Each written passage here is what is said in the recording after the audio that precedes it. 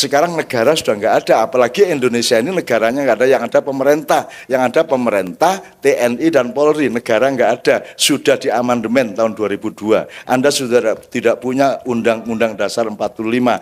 Ini Indonesia sudah bukan seperti yang diproklamasikan oleh Bung Karno. Anda harus kembalikan, dan saya minta kepada TNI, Polri, kembalikan Indonesia sebagaimana proklamasi zaman dulu. Itu. Makar aku. Makar tersesat menuju kebenaran, betul enggak? Lo memang sudah bukan Indonesia. Ini sudah Undang-Undang 2002 kok ini. Gitu loh. Sudah enggak ada negara. Semua lembaga pemerintah, ASN saja, aparat sipil pemerintah, maka taatnya kepada pemerintah. Padahal ASN taat kepada undang-undang negara, aparat sipil negara. TNI, Polri itu aparat negara, bukan aparat pemerintah. Betul enggak? Mereka permanen sampai pensiun. Kalau presiden cuma 5 tahun outsourcing, TKI 1. Betul enggak? Lah mengko iki mencah outsourcing kok merentah-merentah sing wis permanen kaya ngene iki. Kira bener tata negara nih kaya ngene iki. Suatu hari kita rubah. Ayo winih-winihku cukul untuk masa depan. Dandani Indonesia. Karena Indonesia tidak bersaing dengan dunia. Indonesia adalah pengayomnya seluruh manusia di dunia. Indonesia adalah penyayangnya seluruh manusia di dunia. Indonesia adalah ibunya seluruh dunia. Ngono lho. Iki Indonesia iki top sak top.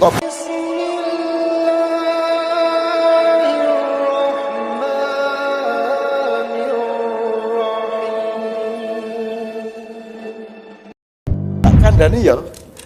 Negara iki gaenane sapa? Gusti Allah apa kowe? Gaenan negara iki gaenane Gusti Allah, gaenane menungso. Kowe iso njamin nek gaenane menungso iku abadi. Dadi suatu hari negara ora ana piye kowe? Ora masalah toh? Nah, Anda disiapkan untuk menjadi manusia pasca negara.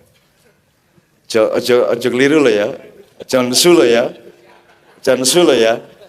Tak kandhani ya, dulu pertama masyarakat keluarga kecil Nabi Adam, Siti Hawa dan anak-anaknya, keluarga kecil baru itu berkembang, terus setelah menjadi satu komunitas mereka nomaden, pindah ke sana sesuai dengan habis tidaknya makanan di hutan yang dihuni. Kemudian ada banjir Nuh, oleh Nabi Nuh setelah mendarat dibagi ngalor, ngulon, ngetan, ngidul. Kan gitu. Terus menjadi tribe, menjadi suku-suku. Jadi lebih besar dari nomaden dan keluarga. Kemudian menjadi kerajaan-kerajaan, ya ra? Aku takon, sing suku-suku saiki sing ngrempel ora? Ada enggak wong ngrempel sak suku ono ora? Lah wis ora ono to.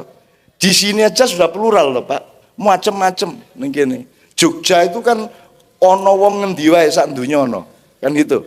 Jadi sudah tidak ada suku yang ngerempel, enggak ada. Hilang. Kerumunan suku sudah hilang. Kemudian kita bikin yang namanya bangsa.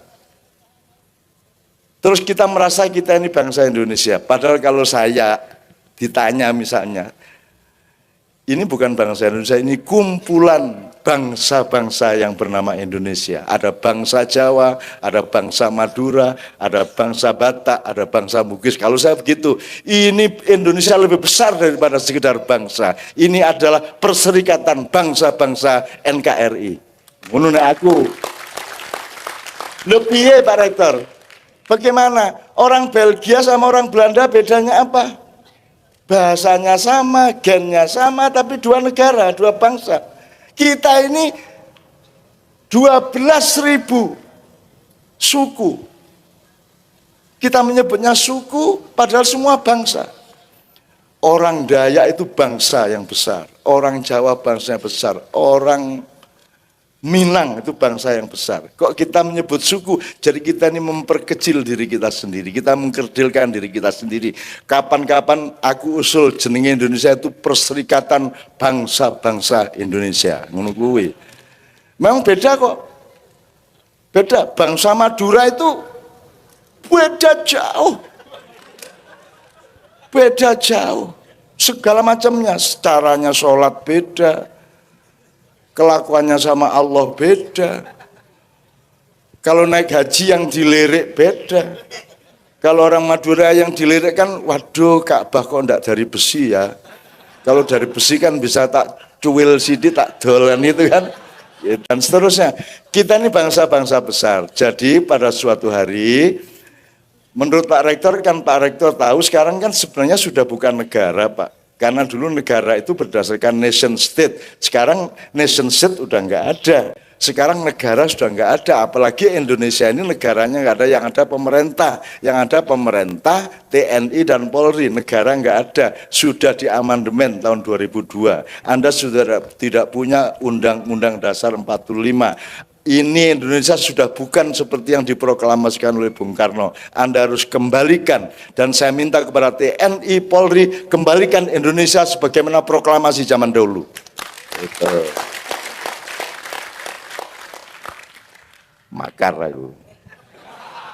Makar tersesat menuju kebenaran, betul enggak? Loh memang sudah bukan Indonesia. Ini sudah Undang-Undang 2002 kok ini. Gitu loh. Sudah enggak ada negara. Semua lembaga pemerintah, ASN saja, aparat sipil pemerintah, maka taatnya kepada pemerintah. Padahal ASN taat kepada undang-undang negara, aparat sipil negara. TNI Polri itu aparat negara, bukan aparat pemerintah, betul enggak? Mereka permanen sampai pensiun. Kalau presiden cuma 5 tahun outsourcing, TKI 1, betul enggak? Lah mengko iki mencah outsourcing kok merentah-merentah sing wis permanen kaya ngene iki. Kira bener tata negara nih kaya ngene iki. Suatu hari kita robah. Ayo winih-winihku cukul untuk masa depan. Dandani Indonesia. Karena Indonesia tidak bersaing dengan dunia. Indonesia adalah pengayomnya seluruh manusia di dunia. Indonesia adalah penyayangnya seluruh manusia di dunia. Indonesia adalah ibunya seluruh dunia. Ngono lho. Iki Indonesia iki top TNI tidak pernah tidak juara dalam perlombaan tembak dan lain sebagainya. Tidak pernah tidak juara TNI, padahal fasilitasnya paling rendah dibanding tentara-tentara di seluruh dunia. Tapi jangan tanya, tentara Amerika berani sama TNI? Tidak berani. Israel tidak berani, Cina tidak berani. Baru sama burung nang karo kowe. Iki lebih bahaya, Pak. Ya sampean kan cetha perangi. Ada strateginya, ada iki arah cetha perangi, Pak. Jadi kue pendekar ban hitam karate ini nek musuh cahedan kan ya angel toh ya. Tepuk tangan untuk beliau, untuk Kapolsek dan Pak Dan Ramil, untuk Pak Rektor ya bersama Rafi. Oke, sekarang kita nikmati bersama, kita istirahat sebentar pikirannya, kita nikmati karena pada dasarnya kita ini semua ini negara istimewa Indonesia, bukan hanya daerah istimewa Indonesia. Sebenarnya seluruh negara ini adalah negara istimewa Indonesia. Gitu ya, bukan negara Islam Indonesia. Islam tidak perlu jadi label. Rasulullah tidak pernah bikin komunitas Islam, tidak pernah. Yang disebut itu hanya budaya, yaitu kaum muslimin dan muslimat. Syariat Islam adalah Anda diciptakan Allah menjadi orang Indonesia, bukan menjadi orang Arab. Maka Anda wajib menjaga tanah air Indonesia, sehingga nasionalisme Indonesia itu wajib hukumnya. Karena hakikatnya adalah Anda diciptakan Allah menjadi orang Indonesia di bumi Indonesia, wajib ora kuwi. Kowe nek dikai driji 5 berarti kowe wajib ngingu driji 5 kuwi, ora njur kok putus kok ganti drijine wong liya kan begitu. Nah, salah satu perwujudannya ada yang namanya Forum Kerukunan Umat Beragama, Pak Rektor. Sekarang ini setiap pejabat kalau pidato itu salamnya 5 macam. Assalamualaikum warahmatullahi wabarakatuh, Om Swastiastu, Shalom, Rahayu, salam sejahtera untuk kita semua. Jadi setiap orang dari lurah sampai presiden selalu bawa 5 topeng.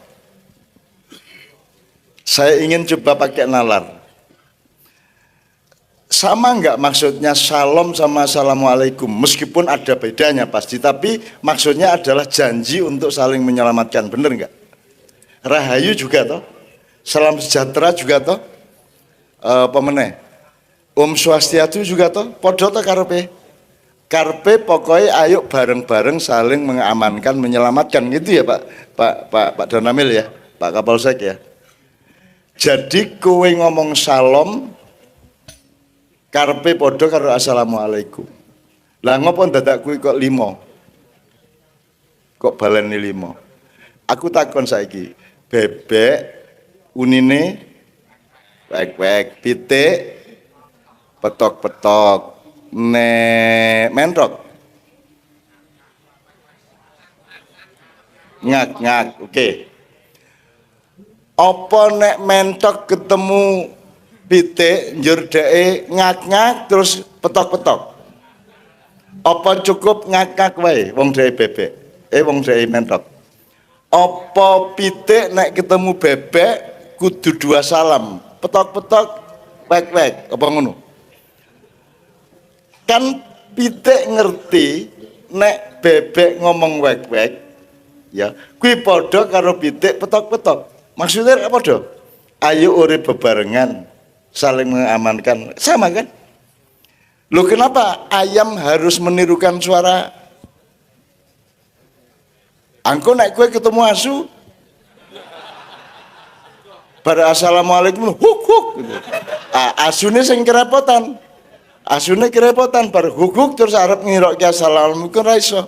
Padahal kalau asu huk-huk itu juga janji bahwa dia akan mentaati sunnatullah atau syariat Islam itu tadi. Betul enggak?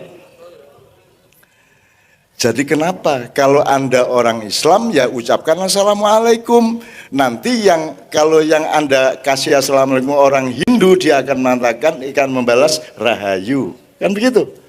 Kalau Anda orang Buddha, Anda mengatakan Om Swastiastu kepada Anda, karena Anda orang Islam, Anda membalas Waalaikumsalam. Bener nggak saya?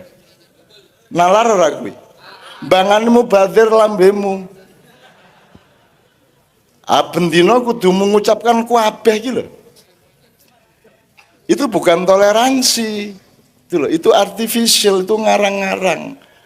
Nek bebek ya ora iso petok-petok, nek bebek ya mesti wek-wek. Nek wong Islam aja ngomong salam. Nek wong Islam ki assalamualaikum. Engko sing jawab nek pastor ya salam. Ora apa-apa ta? Wong maksude padha ayo urip bebarengan rahmatan lil alamin kan begitu. Nah, ini sebenarnya waktu di penutupan MTQ di Sumenep kemarin kita omongkan seperti itu sehingga kemudian pejabatnya ketika pidato wis cukup assalamualaikum.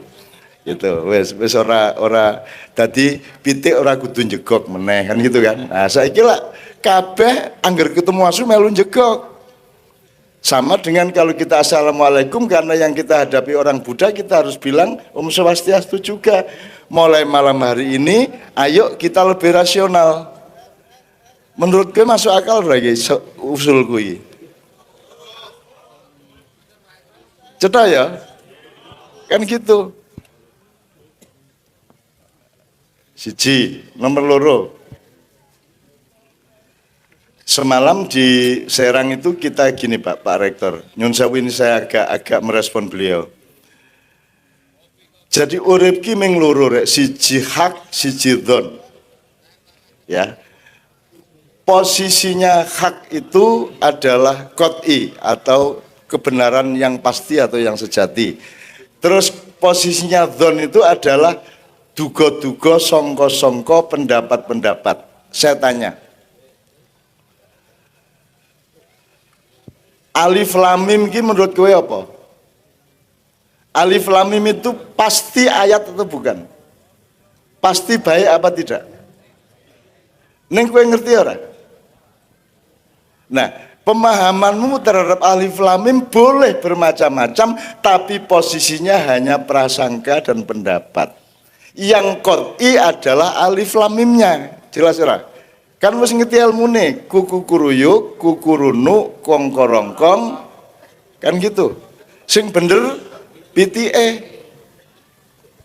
Nah, saiki lah gitu Pak Rektor. Orang berpendapat bahwa yang bener itu kukuruyuk. Begitu ada yang bilang kukurunu, tempeling, haram kayak kan gitu kan. Nah itu sekarang. Padahal setiap orang itu hanya menyangka. Ono sing ngarani rawon penak, liyane ngarani sing penak kuwi pecel, kan begitu. Sing bener sing ndi? Bener karo. Kalau teori kamera, Anda saya foto dengan kamera, ini kan ada yang handphone bagus, ada yang handphone biasa, hasilnya salah apa bener semuanya? Bener semua, tapi beda enggak? Beda. Kebenaran tidak harus sama, kebenaran bisa beda-beda. Nek kameramu ming Nokia gedang kae, ya toh, hasilnya ya ming bluwu ya toh. Nek kowe Samsung S mbuh pira kuwi, ya toh, hasilnya akan celing. Tapi salah enggak hasilnya si Nokia? Enggak. Jadi tidak apa-apa, orang itu belawur sidik rapopo. Makanya di Ma'iyah Pak, orang tidak boleh berdebat mengenai kebenaran kecuali dalam konteks akademis dan ilmu, tapi tidak boleh di dalam reaksi silaturahmi budaya. Sebab podo bendere kuwi. Kanggone NU sing bener Muhammadiyah apa NU? Awis NU ora apa-apa. Kanggone Muhammadiyah sing bener Muhammadiyah apa NU? Ya ora apa-apa Muhammadiyah, rasa njur ngarani NU salah. Kan begitu. Yang bikin bertengkar adalah begitu kowe iki kukuruyuk nyalake kongkorongkong, kan begitu. Membid'ahkan kongkorongkong, mengharamkan kongkorongkong, kan begitu. Padahal padha bener kuwi. Wong nek wong buta warna ngarani rasa buta warna iki. Iki warnane apa? Nek buta warna kan kelawu toh, abu-abu sama putih. Rasa buta warna orang Madura aja itu Pak, itu kan Nyun Sewu ini emblemnya kan hijau Pak. Tapi jangan tanya sama Pak Muzamil, nanti dia bilang biru Pak. Orang Madura rasa betake hijau karo biru arep piye. Kan begitu. Dan itu ndak apa-apa. Dia bilang biru ndak apa-apa. Sing bener apa? Sing bener kuine. Itunya yang benar. Jadi sapa sing mlebu swarga? Sapa sing mlebu swarga? Tidak ada yang tahu, tidak ada yang qot'i. Itu dzonni semua. Siapa masuk neraka, siapa masuk surga, itu dzonni semua. Maka satu-satunya jalan adalah kita saling mendoakan, mudah-mudahan kita semua oleh Allah diridhoi dan dimasukkan ke dalam surga. Lah ngono isone. Kowe rada persaku, kowe rada salah ning wis muga-muga diterima Gusti Allah. Ngono wae to ya. Mosok kowe ana kancamu rabi kowe ora setuju, ora cocok ora bojomu kaya ngono. Sikile kekamban kuwi. Gusine biru.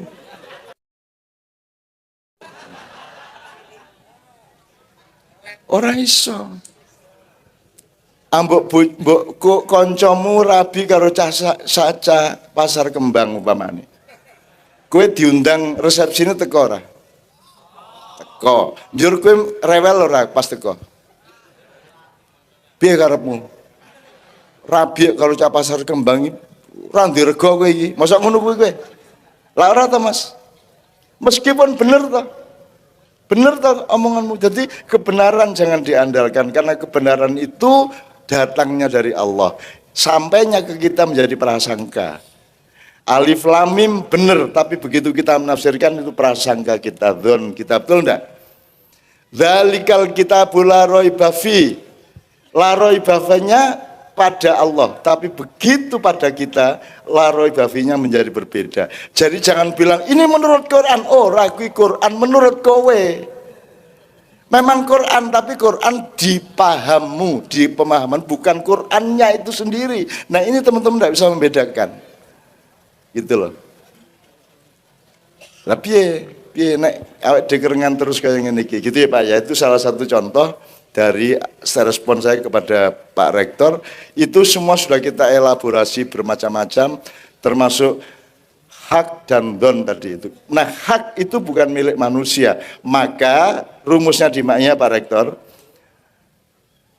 Allah tidak pernah menyuruh kita untuk mempertandingkan kebenaran. Allah menyuruh kita untuk berlomba-lomba menciptakan kebaikan. Betul enggak? Fastabikul, bukan fastabikul hak. bukan fastabikul apa lainnya, Pak. Berdakwah, jangan memamer-mamerkan kebenaran pikiranmu. Berdakwah itu harus hikmah, harus bijaksana. Karena perintah Allah, ud'u ila sabili rabbika bil hikmah, bukan bil haq. Mengono bocah ndombil lambene kok celuk mble nang ndi mble gitu. Padahal bener toh. Bener, mulane bener ki aja diomongke nek ora apik. Jadi outputnya harus kebaikan. Hasilnya adalah keindahan. Nah, terakhir sekali Pak, sebelum satu nomor. Pertandingan di dunia ini bukan kebenaran. Sopo sing luwih bener ora, tapi sopo sing luwih apik. Nggih mboten? Fastabikul khairat. Jangankan di bidang agama dan akhlak. Messi pemain terbenar sedunia apa pemain terbaik? Loh, bal-balan loh padahal gue. Tapi terbaik loh. Nggak sadar loh mereka, the best, bukan the most true player, enggak, tapi terbaik. Muhammad Salah pemain tersalah ya kayak bocah hijan. Pemain terbaik tuh. Sarjana lulusan terbaik, bukan lulusan terbenar. Terbaik. Dan baik itu urusan akhlak sebenarnya, urusan keindahan puncaknya. Akhlak yang baik menghasilkan keindahan. Sholat puncaknya apa? Wah, sholatnya bener, ngono. Apa? Sholat itu puncaknya khusyuk. Saya tanya, khusyuk itu bener apa baik apa indah? Indah. Puncaknya adalah keindahan. Dan apa yang paling mewakili keindahan dalam hidup kita ini? Cinta. Dan transaksi kita dengan Allah adalah transaksi cinta. Jelas ayatnya, in kuntum tuhibbunallaha fattabi'uni. Kalau memang engkau cinta kepadaku, kata Allah, ikutlah Muhammad. Kan begitu. Jadi transaksi nih, perjanjianmu karo Gusti Allah ki orang gon bener, orang gon ampuh, orang gon kuoso, orang gon sugih, orang gon dudeng, tapi nggon tresno apa ora tresno. Jadi jangan memamerkan kekuasaanmu, jangan memamerkan kepandaianmu, jangan memamerkan kekuatanmu, jangan memamerkan kealimanmu, jangan memamerkan kekayaanmu, tapi tunjukkanlah dan praktekanlah cintamu kepada Allah dan kepada semua makhluknya. Lu kira-kira ya. Anda sudah bersaudara belum ini? Tadi kan belum kenal sebelumnya. Anda sudah laba persaudaraan. Nanti sampai ke akhirat ini ya semua ini ya. Gitu ya. Wes saiki tolong menolong sing duwe kantor iki kayak penggawean iki sing cawono sapa iki ya. Sing ben cetha ya. Ya gitu. Sing duwe adiayu kayak koncone iki mau ya. Itu dan seterusnya. Oke, nomor 2, Anda lihat ini tadi tidak sengaja kelompok ini kan kelompok kedua ada di tengah-tengah. Ini kelompok 3, kelompok 1. Teman-teman sekalian, Anda lihat yang 1 dan 3 itu eksplorasi Rahman, eksplorasi ngelihat masyarakat secara luas, kemudian menemukan titik-titik simpul dari permasalahannya, dan ini sifatnya sudah solusi. Ini sifatnya adalah pendataan yang paling parah dari problem-problem masyarakat. Yang di tengah-tengah ini namanya juga dia di tengah-tengah, maka kalau yang A sama C itu perjalanan keluar, mereka perjalanan ke dalam, mereka bertafakur. Jadi grup 2 ini tafakur, semua tentang kesadaran diri, semua tentang mentalmu, mental awake dhewe, moral awake dhewe. Jadi dia tidak mengkritik siapa-siapa, dia melakukan introspeksi dan tafakur. Berarti ada keseimbangan, gitu ya. Dan ini tidak disengaja. Ternyata memang sebenarnya ini formasi dari masyarakat itu ada yang bagian eksplorasi keluar, timnya harus lebih besar, tapi tetap harus ada yang tengah-tengah yaitu yang bertafakur. Jadi kita tidak hanya menyalahkan globalisasi, tidak hanya menyalahkan pemerintah dan negara, tapi kita juga harus bisa menemukan kesalahan-kesalahan kita sendiri. Itu ya kira-kira. Jadi ada 2 poin. Saya tanya sederhana dulu sebelum Pak Rektor, yang grup 1, nomor 1 hoax, yang kedua kafir. Oke, menurut Anda kalau orang nuduh kafir itu hoax apa bukan? Hoax. Hoax juga. Nomor 3, Cebong. itu hoax apa beneran? Hoax. Hoax juga. Keempat, Israel. Iya. Gelak ngarani to mengan. Iya. Ya, hoax apa bukan? Hoax. Hoax juga. Yang kelima, komunis, hoax juga toh? Hoax. Nah, jadi kita ini dikepung oleh hoax. Sekarang masalahnya, siapa yang punya hak untuk menentukan ini hoax apa bukan? Sopo sing iso nentokke? Sopo sing kok kei otoritas untuk menentukan ini hoax, ini bukan? Siapa? Pemerintah? Mampu enggak pemerintah menentukan kebenaran? Nyun sewu kalau pemerintah, terutama di Jakarta, di pusat, yang disebut hoax bagi mereka adalah yang bertentangan dengan kepentingan mereka. Betul enggak? Kan itu. Nah, sekarang di Anda harus ada perjalanan panjang untuk mencari hoax itu sampai ke titik parameter yang namanya kebenaran sejati. Gitu ya. Itu kalau hoax itu gini, tadi saya ngomong alif lam mim. Alif lam mimnya itu truth, hak. Tapi begitu Anda menafsirkan dia jadi hoax. Betul enggak? Iya. Jadi hati-hati, hoax itu tidak hanya di medsos. Hoax itu juga di madhab-madhab. Hoax itu juga ada di segala macam keadaan, gitu ya. Oke, ini contoh respon aja Pak, gitu ya. Terus saya pujikan kembali ini urut-urutan ini tadi luar biasa. Nomor 1 tadi kan apa? Jati diri, ya, sangat rohaniah, sangat apa? Ini Asmaul Husnanya itu di situ. Nanti nek soal badokan itu terakhir. Padahal di Indonesia sekarang nomor 1 apa? Badokan. Wong poso itu tujuannya ben mangan kok Pak.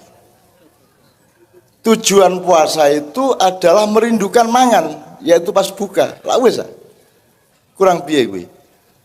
Wong poso ki ben kowe iki ngrasake ngelih kok malah ana iklan ning televisi supaya makanlah ini, minumlah ini ketika sahur supaya tidak terasa lapar lho. Gunane wong poso kuwi ben kowe ngrasake ngelih piye to kowe iki? Kowe iki piye to kowe iki? Kowe iki arep poso apa arep riyaya? Jadi kita ini berarti Mas, hoak-hoak itu alat untuk menjalankan salah niat toh. Gitu ya, salah niat. Jadi kita ini kenapa bertengkar? Wah, kalau di dalam diri kita ada salah niat, ada salah tujuan. Kalau tadi malam ada perumusan bagus Pak. Yang namanya Pak Muzamil, yang namanya hak itu hanya A dan Z. A-nya itu innalillahi, Z-nya ilaihi rojiun, itu A dan Z. Tapi B, C, D, E, F sampai E itu zon semua, itu hoax semua. Nah, karena kita hidup dalam hoax, kalau hoax ini mungkin kasar, tapi kalau mau pakai Al-Quran, kita ini hidupnya di dalam posisi la'allakum tattaqun. Bayangin Allah nyuruh puasa, itu pun dia tidak lantas memberi jaminan kamu pasti menjadi bertakwa karena puasa, tapi Allah menyebutnya la'allakum. Pak Muzamil tolong diterjemahkan nanti menurut bahasa Arab, la'allakum itu apa artinya? Itu kan sesuatu yang subjeknya Anda sendiri supaya kamu mbok menawa nek wong dura rada mbok menawa. Gitu ya. Oke ya teman sekalian, oke. Sebelum saya berikan kepada Pak Rektor, Ini pokoknya saya senang sekali karena ini bentuk penelitian loh ini. Dan tidak ada metodologi di kampus yang seperti ini. Karena di sini kelihatan sekali cara berpikirnya langsung kelihatan. Ini kecenderungannya tafakur, sana kecenderungannya eksplorasi sosial. Di sana menemukan titik-titik negatif sehingga mencari yang positif. Kalau ada orang ngomong anti teror berarti ada teror, betul enggak? Jadi jangan bikin grup anti teror supaya tidak ada teror. Kalau kamu grupnya anti teror, maka diperlukan harus ada. Nah kalau tidak ada teror, kamu menjadi tidak dapat dana, maka dibikin sendiri terornya, kan begitu. Supaya anti terornya menjadi bekerja, kan begitu. Jangan lupa ini semua hak di dunia kayak begitu itu. Oke, gini tak dawake gue ngelundasmu enggak. Ora wis cukup kuwi wae. Pokoke ngerti prinsipe ya. Ngerti prinsipe ya, aja kapusan hoak ya. Jadi jangan dipikir hoak. Kalau mau kasar, Mas, Mbah Hasyim menyangka Islam itu gitu, maka bikin NU. Mbah Dahlan menyangka Islam atau menafsirkan Islam itu gini, maka lahirlah Muhammadiyah. Kedua-duanya itu persangkaan atau pol pendapat. Yang benar mana NU apa Muhammadiyah? Mudah-mudahan benar kedua-duanya, kan begitu. Yang pasti benar Islamnya. Gitu ya Mas cara berpikirnya ya. Yang pasti benar Islamnya. Jadi akidahnya NU apa Muhammadiyah apa Islam? Akidahnya. Yang akidah adalah Islam. NU-nya itu hasil ijtihad, hasil dzon, hasil ra'yun, hasil tafakur, hasil muhasabah ilmu dan lain sebagainya. Jadilah NU, jadilah Muhammadiyah, jadilah HTI, jadilah FPI dan lain sebagainya. Itu semua bukan agama. Jadi jangan membela kelompokmu seperti engkau membela agamamu, kan begitu. Nah sekarang ini jangankan saiki Satrio Piningit, kuwi jane ya mung disangka Satrio Piningit bul dudu. Wis kadung diangkat bul dudu, wis muter lagi. Wis kadung dimplok, wah bul tai. Wah. Upamane ya, bahwa Anda ketawa itu yang Anda ketawakan adalah asosiasimu dewe-dewe kan gitu. Saya tidak memaksudkan itu meskipun jane ya iya gitu. Saya tanya dulu Pak Rektor, saiki wis jam 12 kurang 10 lah, kurang 8 menit. Kita harus kompromi. Pak Rektor harus segera pulang. Pak Camat rumahnya 13 km dari sini. Saya berapa kilometer ya? Katanya luwih adoh ya Pak Camat saya luwih adoh dari sini gitu. Dan saya jam 3:30 betul sudah harus ada di airport. Sehingga kita tawar-menawar. Katakanlah 12:30 sampai jam 1, oke? Bahwa nanti ternyata kok Allah ngodot waktu. Nah, monggo gitu ya, monggo kita manut saja. Karena Pak Camat mengatakan, loh tak pikir masih jam 8 lah, kok wis jam 12. Nah makanya jangan tertipu oleh hoax yang namanya waktu. Nek ngenteni yange ambok 3 jam dinteni, ya ra? Ning nek ngenteni honor 10 menit itu suwe banget ngono ta ya. Jadi waktu itu relatif tergantung kepada keadaanmu masing-masing. Oke, jadi kira-kira sampai jam 1 Pak Rektor. Sekarang saya mohon dengan sangat sampean memberi respon lah pokoknya kepada 3 anak-anak muda ini yang merupakan benih dari masa depan Republik Indonesia. Tepuk tangan untuk beliau. Ya. Terima kasih. Ini luar biasa. Jadi ini potret pemimpin tuh ya seperti ini.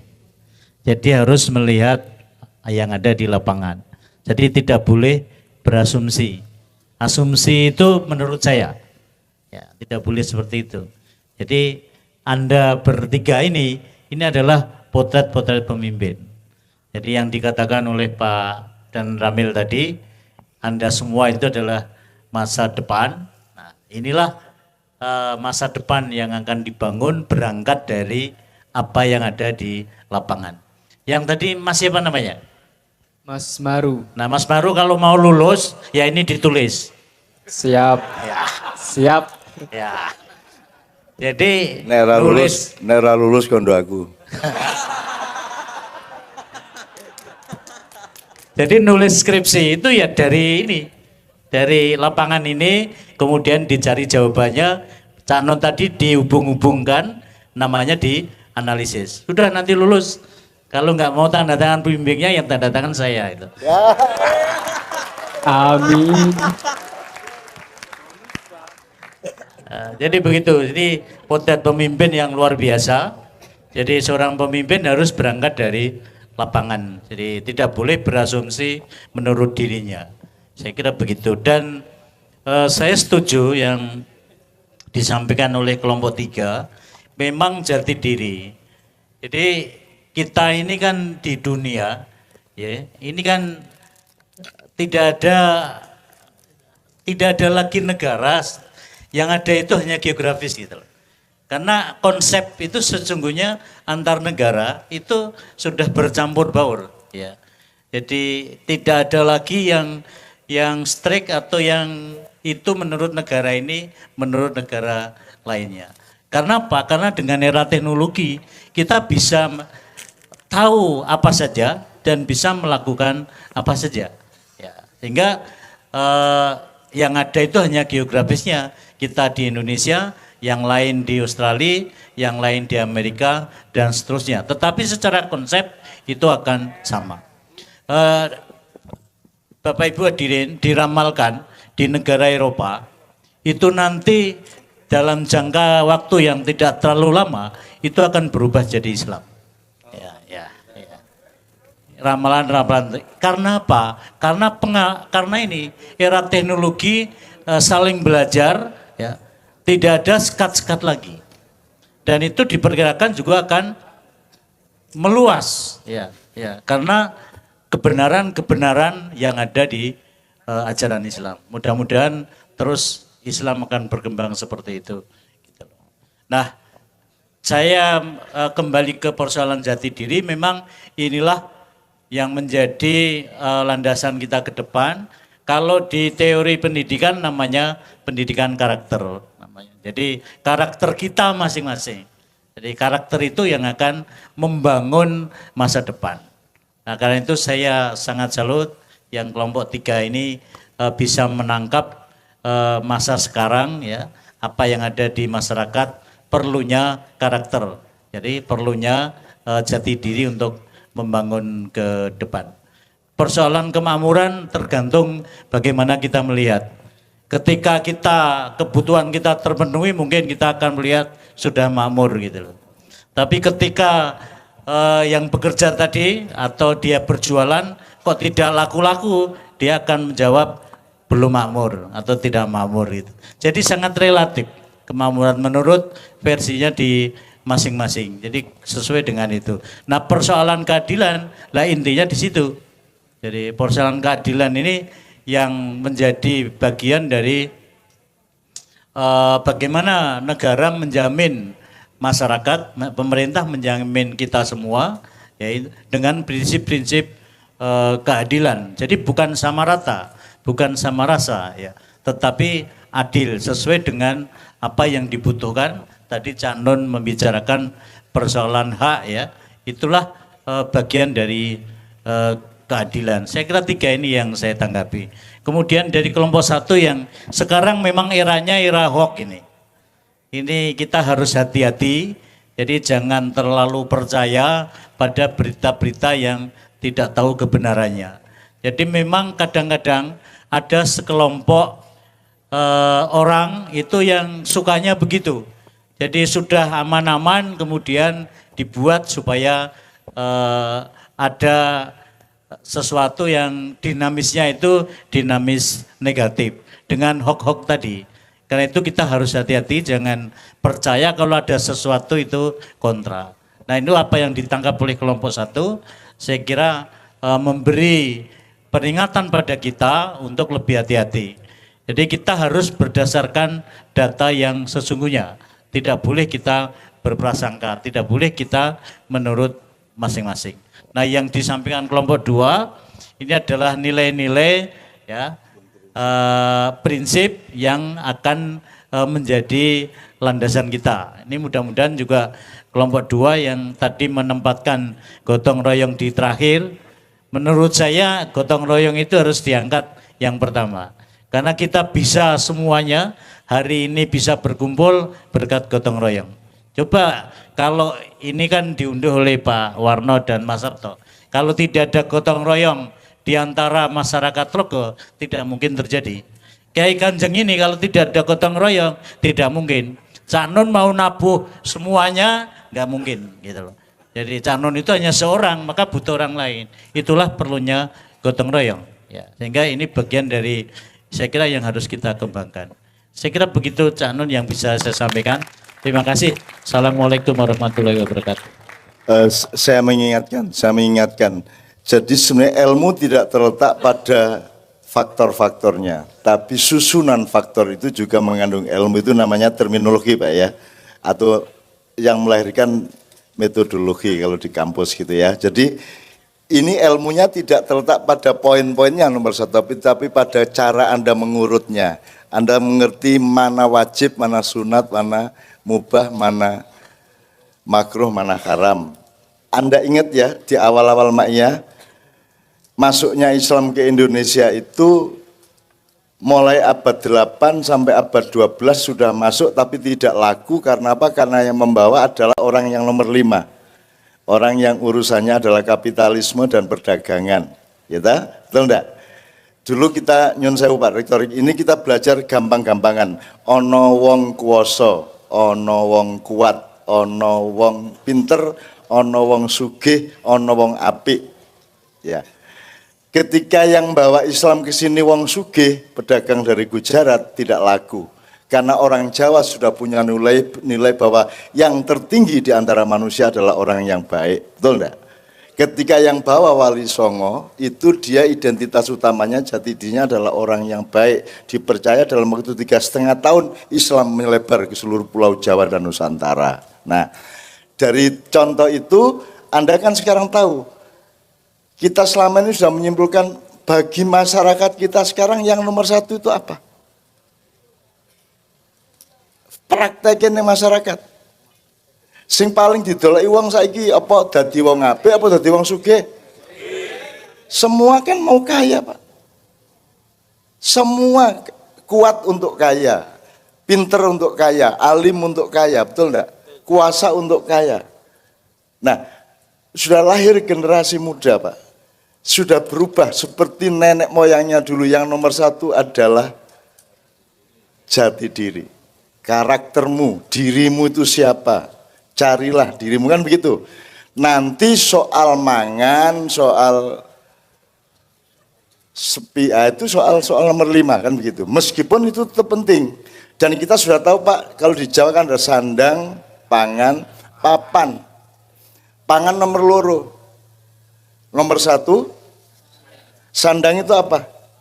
Jati diri. Betul enggak? Kalau kamu ingin kehilangan jati diri, gampang. Berdiri, copot celanamu. Kehilangan jati diri langsung, betul enggak? Jadi wong Jawa wis bener, kenapa Indonesia enggak belajar kepada Jawa? Kenapa tidak diurut dulu sandang, pangan, papan? Kenapa kita sekarang pangan, papan, sandang, kan begitu? Jadi kita tidak ini policy kita di Indonesia ini menomorsatukan pangan, baru papan, baru sandang. Jadi wis ora apa sing penting mangan muda ora apa-apa kan gitu saiki wong saiki lak ngono kuwi. Isin ora apa-apa sing penting dadi bupati kan gitu. Ngapusi wong akeh ini merakyat dan seterusnya itu kan.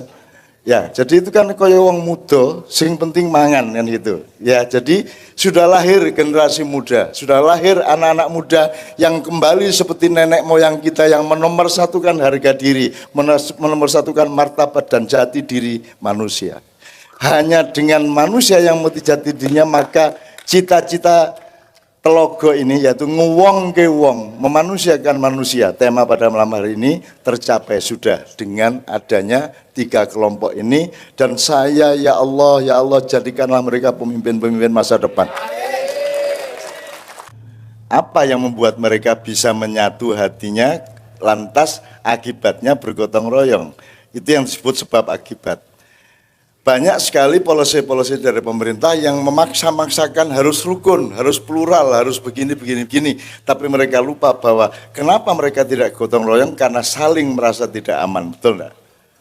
Nyun sewu Pak Polisi, Pak Tentara, rakyat banyak merasa tidak aman kepada pemerintah. Tidak aman soal pajak, tidak aman soal harga BBM, tidak aman soal dan seterusnya. Membuat mereka susah gotong royong, orang aman kok. Ini sekarang ini terjadi gotong royong luar biasa karena berangkatnya dari satu komunitas kecil yang sudah merasakan kita aman satu sama lain sehingga kita ikhlas untuk membantu apa saja.